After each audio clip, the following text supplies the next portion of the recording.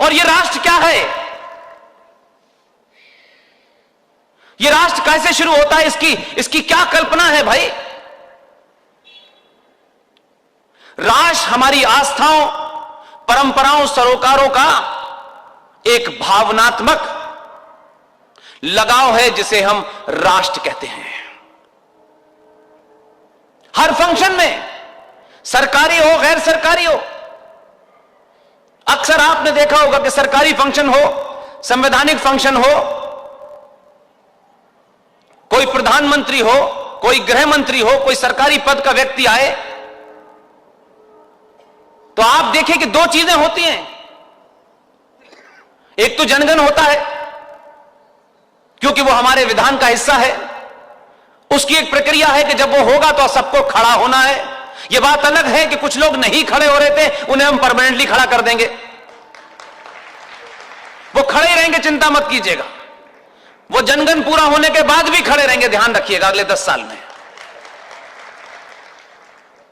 लेकिन ये जो मंच पर संत महाराज बैठे हैं, यह हर फंक्शन के अंदर दीपों को जो जागृत किया जाता है, यह दीपों का जागृत करना, इन पे मंत्रोच्चारण करना, यह मेरे राष्ट्र का हिस्सा है। यह सरकारी फंक्शन हो तब भी होता है और गैर सरकारी हो तब भी होता है। बनारस से मैंने यह बात शुरू की है, मुझे खुशी है कि यहां भी उसको दोहराया गया। आप जब भी किसी गैर सरकारी फंक्शन में जाएं,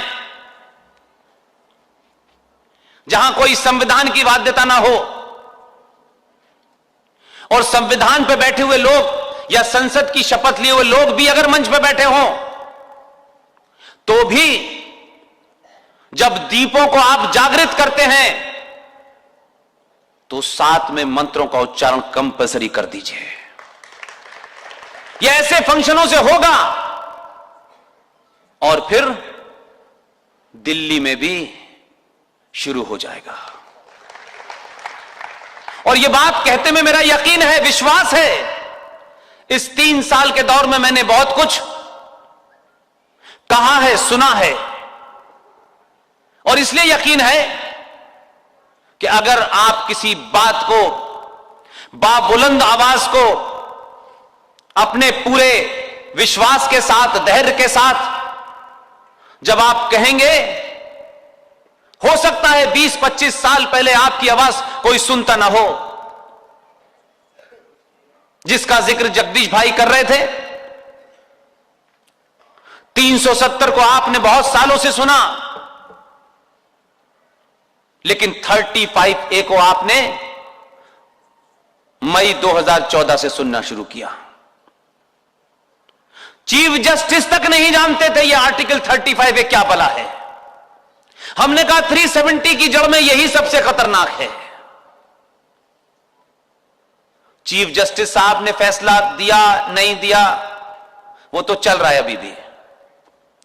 लेकिन उस वक्त हमें यह लगा कि अगर रात के 1 बजे भी, 2 बजे भी, दोपहर में, शाम में, जहां मौका मिले, वहां आर्टिकल 35A के अंदर जो भारत राष्ट्र विरोधी ताकतों ने जिस तरीके से उस धारा को मई 1954 के अंदर चुपचाप से भारत के संविधान में जोड़ा, इसको सच सच चिल्ला चिल्ला के बताइए। 100 से ऊपर सभाएं की, सिर्फ हमने यह बताया कि यह है क्या। इसलिए मैंने कहा कि 2014 के बाद मुझे इस बात की खुशी है कि संसद में सांसदों की कम सुनता है, इस देश के लोगों की आवाज ज्यादा सुनता है। और आवाज पहुंची सत्ता के कान तक। और इस होड़ में मत पड़िए, इस क्रेडिट लेने की भागदौड़ में शामिल मत होइए। हमारा नाम होना चाहिए, हमें लोग जाने। माफ कीजिए, यह बीमारी नहीं है। जिन्हें मंचों पर जनवाने की जरूरत है वो करें। राष्ट्र के लिए अगर काम ईमानदारी से करना है, जहां हैं जैसी भी स्थिति में है अपनी योग्यता और सामर्थ्य के तहत आप अपने आप चुन लीजिए। मेरा दावा है, विश्वास है, 3 साल के अंदर, आप जानते हैं मैं एक आम आदमी की तरीके से नौकरी कर रहा था, कोई नई बात नहीं हुई, और आज भी आम आदमी हूं। आप अपनी बात को तर्कों पे, तथ्यों के साथ, रेफरेंस के साथ बाहर रखेंगे, आवाज गूंजती है, जोर से गूंजती है, और जब लोगों को उस आवाज का जवाब नहीं मिलता तो धारा 370 भी हटती है और 35 पे भी हटती है।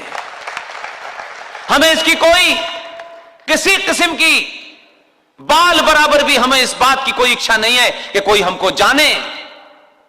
हम नहीं चाहते कि हमें जाने भाई। अनजान होकर के बड़े काम कर सकते हो, जनवाने की जब आदत बन जाती है तो फिर चिंता होने लगती है कि एमएलए की टिकट कब मिलेगी। देश में पहले ही बहुत सारे राजनीतिक लोग हैं, उन्हें चुनाव लड़ने दीजिए, उन्हें अपना काम करने दीजिए। और मंच पे महाराज बैठे हैं, संत जी बैठे हैं। मैंने बनारस में भी कहा, इलाहाबाद में भी कहा, जोर से कहता हूं, जब सबका काम बटा हुआ है, जो हमारी आदर्श परंपरा थी, तो राजनीति के खिलाड़ियों को साधु और संत मत बनाइए। उनसे किसी साधु होने की उम्मीद मत कीजिए। और साधुओं से मेरी विनती है, संतों से मेरी विनती है कि आप राजनीति में मत जाइए।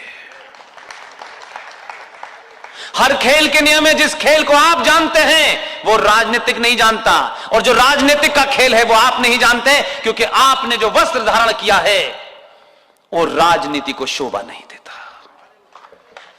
इससे हमारा नुकसान होता है, क्योंकि जब आप राजनीति में जाते हैं, भोले वाले लोग, आप समझते हैं कि जो दिखता है वही होता है। वहां ऐसा नहीं होता। जो दिखता है वो होता नहीं है, जो होता नहीं है वो दिखता है। आप इसमें फंसते हैं। और जो इस देश में गेरुआ वस्त्र से डरते हैं, वो आपको ऐसी ऐसी चीजों में, माया जाल में फंसाते हैं, जिससे हमारी आत्मा आहत होती है।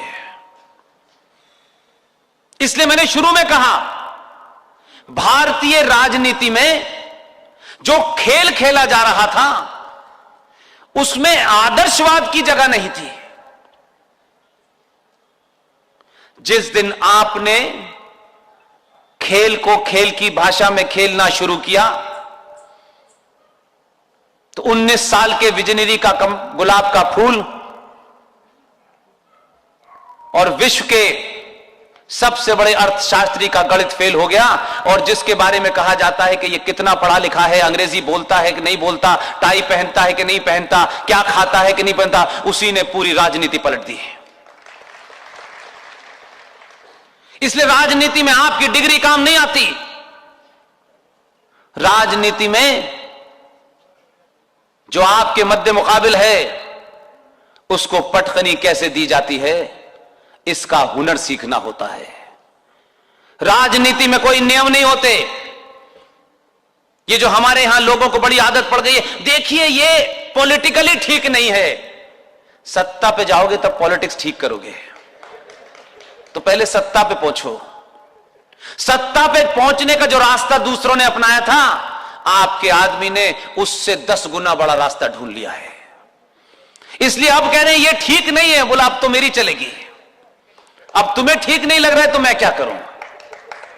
जब तुम्हें ठीक लग रहा था तब तुमने हत्याएं भी कराई, देश के दुश्मन देशों के साथ मदद भी ली। भारत के 100 करोड़ सनातनियों का सबसे पवित्र वस्त्र, तुमने उस गेरुए को भगवा आतंकवाद भी कहा। तुमने सेना के एक कर्नल को गिरफ्तार करके सेना के प्रति भारत के लोगों की जो आस्था है उसको भी तुमने धूमिल किया। अब तो इस खेल के नियम मैं बनाऊंगा और मैं ही चलाऊंगा। और जब आपने खेल के नियम बदले, जब आप नहीं बदल रहे थे, तो हर आदमी आपको ज्ञान दे रहा था कि ये तो गॉडसे के लोग हैं, ये तो गांधी के हत्यारे लोग हैं, ये तो संविधान बदल देंगे, ये तो ये कर देंगे। जैसे ही ये कहा जाता था दिल्ली में एक पार्टी हांफते हांफते गिर जाती थी, लेकिन जब गुजरातियों ने जो काम 1947 में आपने किया था, जिसके कारण आज तक हम ये भोग रहे हैं, उसका प्रायश्चित आपने 2014 में किया।